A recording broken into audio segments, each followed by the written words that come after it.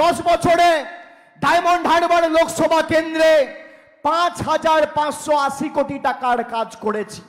BJP প্রার্থী আর CPM প্রার্থীকে বলবো, অভিষেক বন্দ্যোপাধ্যায়কে খেদানোর আগে নিঃশব্দ বিপ্লব বইটা একবার পড়ে দেখো।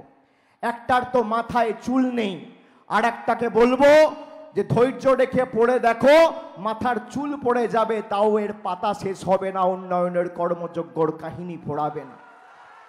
আর যে পাপ করেছো 34 বছর, তার প্রায়শ্চিত্ত করতে হবে বাড়িতে বসে। 42 বছর এই ডায়মন্ড হারবারে সিপিএম এর প্রতিনিধি ছিল। আমি আসতে বলছি সিপিএম এর প্রতিনিধিকে, আমি চ্যালেঞ্জ করছি বিজেপির নেতাদের যে আপনারা মঞ্চ বাঁধুন, এখনো দুদিন সময় আছে, প্রচারের সময় 30 তারিখ অবধি রয়েছে। আপনি ঠিক করুন কোথায় আসবেন। আমি আমার রিপোর্ট কার্ড নিয়ে যাব, আর আপনারা আপনাদের রিপোর্ট কার্ড নিয়ে আসুন। 42 বছর সিপিএম রিপোর্ট কার্ড নিয়ে আসবে, আর বিজেপির কোনো নেতা যদি 10 বছর মোদির রিপোর্ট কার্ড নিয়ে আসতে পারে আসুক।